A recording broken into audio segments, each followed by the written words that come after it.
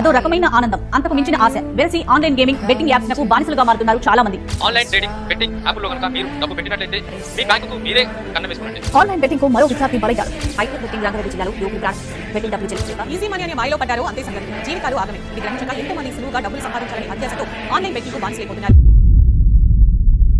Hello everybody, welcome back to ఎస్కేర్ counters. Okay, ఈ రోజు మనం ఫ్యాంటసీ యాప్స్ మాఫియా గురించి మాట్లాడుకుందాం. నేను చాలా తక్కువ సార్లు చెప్తాను కాబట్టి మళ్ళీ చెప్తున్నాను, ఈ వీడియో మీరు ఖచ్చితంగా చూడాల్సిన వీడియో కాబట్టి చివరి వరకు చూడండి. ఏర్లు తిరుగుతా ఉంటాయి, మెల్లమెల్లగా మన మైండ్ దెంగేస్తా ఉంటది. అండ్ లాస్ట్ కి వచ్చేసరికి ఎట్లా కొడతాడంటే ఛాతిలా పాతాళానికి దెంగేస్తావు, ఇంకా రావు బయటికి. ఇంట్రో ఏం లేదు మామ, డైరెక్ట్ గా పాయింట్ కి వచ్చేద్దాం. ఐపీఎల్ స్టార్ట్ అయింది కాబట్టి మన దేశంలో రెండు రకాల మనుషులు తయారవుతారు. కేటగిరీ నెంబర్ 1 గ్రౌండ్ లో చెమటలు కార్చి ఆడే ప్లేయర్లు. కేటగిరీ నెంబర్ 2 బెడ్ మీద పడుకుని ఈ రోజు కోహ్లీ అవుట్ అవుతాడు, నేను కోటేశ్వరన్ అవుతాను అని కలలుగానే ఎర్రిప్పు. ముందుగా ఈ ఫ్యాంటసీ యాప్స్ ఇంటర్ఫేస్ ఎలా ఉంటదనేది తెలియని వాళ్ళ కోసం సింపుల్ గా చెప్పేస్తా. చెప్పు. ఫర్ ఎగ్జాంపుల్, ఈ రోజు సిఎస్కే వర్సెస్ ముంబై అనే మ్యాచ్ జరుగుతుంది అని అనుకోండి. ఏ అనే పర్సన్ సిఎస్కే గెలుస్తుంది అంటాడు, బి అనే పర్సన్ లేదు ముంబై ఇండియన్సే గెలుస్తుంది అంటాడు. సో ఇప్పుడు వీళ్ళిద్దరూ నువ్వు గెలుస్తావా నేను గెలుస్తానా దా ఎంతుందో చూసుకుందాం అని పందెమేసుకుంటే దాన్ని బెట్టింగ్ అంటారు. దీనికి నాలెడ్జ్ ఉండాల్సిన అవసరమే లేదు, కానీ ఇప్పుడు మనం మాట్లాడుకోబోయే ఫ్యాంటసీ గేమ్ కి ఖచ్చితంగా నాలెడ్జ్ అవసరం.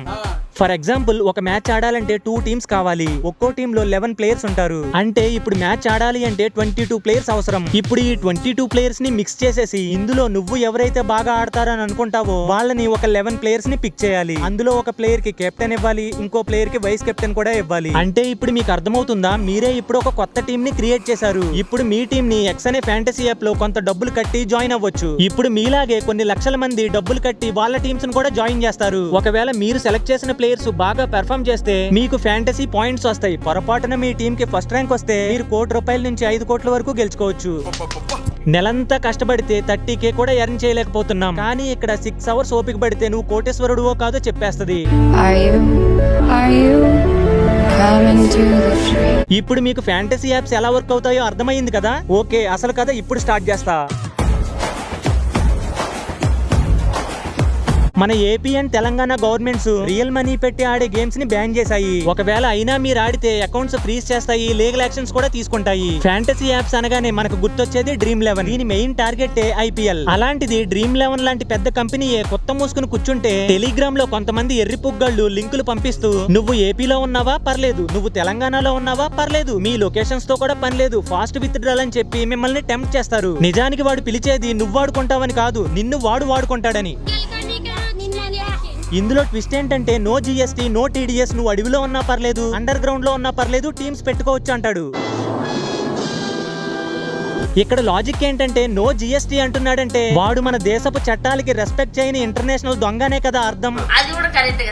సింపుల్ లాజిక్ మావా. ఇండియాలో బిస్కెట్ ప్యాకెట్ కొన్నా ట్యాక్స్ కట్టాలి, మరి నువ్వు లక్షలు గెలుస్తున్నావని తెలిసిన ట్యాక్స్ కట్టక్కర్లేదు అంటాడేంటి? వీడు చెప్పేది ఎలా ఉంటదంటే దున్నపోతికి 5 లీటర్ల పాలు పితికాను అన్నట్టుంటది.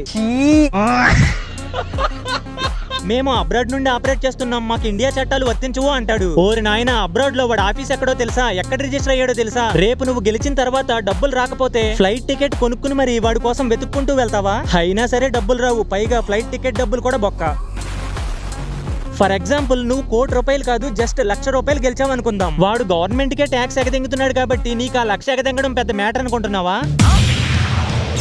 వాడు సింపుల్ గా నీ అకౌంట్ ని సస్పీషియస్ యాక్టివిటీ అని బ్లాక్ చేస్తాడు. అప్పుడు నువ్వు ఎక్కడికి వెళ్తావు, ఏ పోలీస్ స్టేషన్ కి వెళ్తావు? సార్, నేను బ్యాన్ అయిపోయిన యాప్ లో డబ్బులు పెట్టి గేమ్ ఆడాను, ఆ తర్వాత ₹1,00,000 పైనే గెలిచాను, ఇప్పుడు వాడు ఇవ్వనంటున్నాడు, ఏదోలాగా మీరే వసూలు చేసి ఇవ్వండి సార్ అని చెప్తావా? చెప్పగలవా?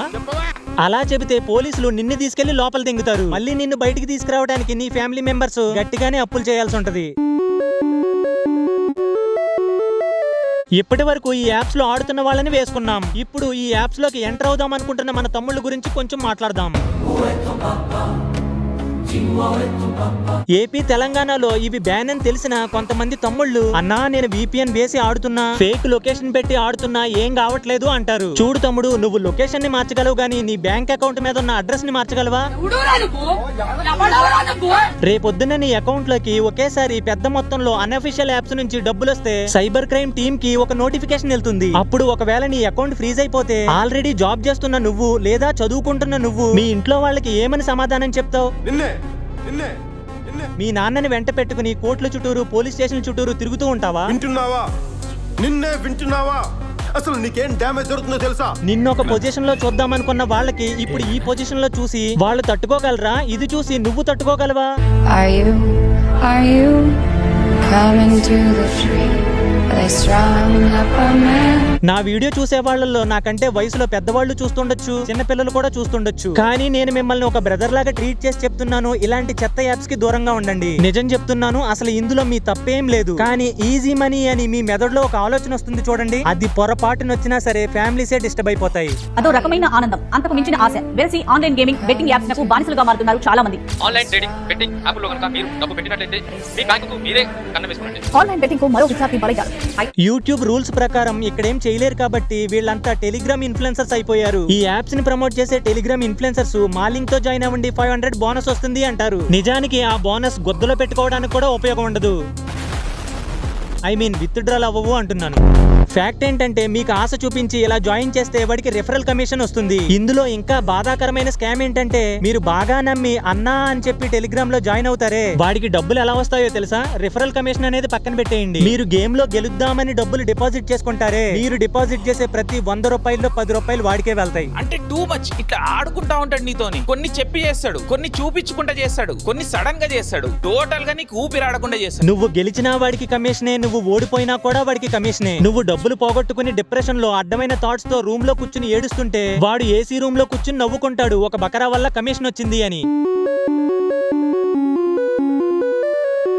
చిన్న చిన్న అమౌంట్లు గెలిచినంత సేపు నీకు యాప్ నుంచి ఏ ఇబ్బంది ఉండదు. అదే నువ్వు ఒక పెద్ద అమౌంట్ గెలిస్తే 2 ఇబ్బందులు ఉంటాయి. నెంబర్ 1, నువ్వు డిపాజిట్ చేస్తున్నప్పుడు యూపీఐ ఐడి కూడా అడగడు. అదే విత్డ్రా చేస్తున్నప్పుడు వెరిఫికేషన్ అంటాడు, అంటే నీ పాన్ కార్డ్ ఇమ్మంటాడు. అందులో నీ ఫోటో సరిగా లేదు, మొహం వంకరగా ఉంది, లవడా లావుగా ఉంది అని రీజన్స్ చెప్పి రిజెక్ట్ చేస్తాడు.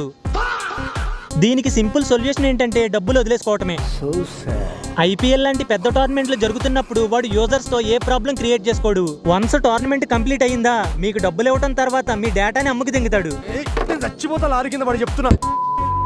సో ఇంత చెప్పిన తర్వాత కూడా మేము ఆడుకుంటాం బ్రో నీకెందుకు అంటే మాత్రం సో ఫైనల్ గా నేనేం చెప్తాను అంటే ఈజీ మనీ ట్రాప్ లో పడద్దు, మీ జీవితాలను పాడు చేసుకోవద్దు, వద్దొంచి కష్టపడండి. డబ్బులు అవసరమే ఒప్పుకుంటా, కానీ పని చేస్తే డబ్బులు రావాలి, డబ్బుల కోసం పని చేయకూడదు. షో ఆఫ్ దెంగడానికి డబ్బులు సంపాదించొద్దు, డబ్బులుంటే ఒక అమ్మాయి వస్తుంది అనే ఫీలింగ్ లో ఉండొద్దు, అలా వచ్చిన అమ్మాయిల్ని అసలు దగ్గరికే రానివ్వద్దు. కష్టపడండి. ఈ రోజు మీ దగ్గర డబ్బులు లేకపోవచ్చు, నా దగ్గర రీచ్ లేకపోవచ్చు, కానీ మన లైఫ్ లో ఏదో ఒక రోజు టర్నింగ్ పాయింట్ వస్తుంది. ఆ రోజు గుండెల మీద చేసుకుని హాయిగా నిద్రపోయేలా ఉండాలి.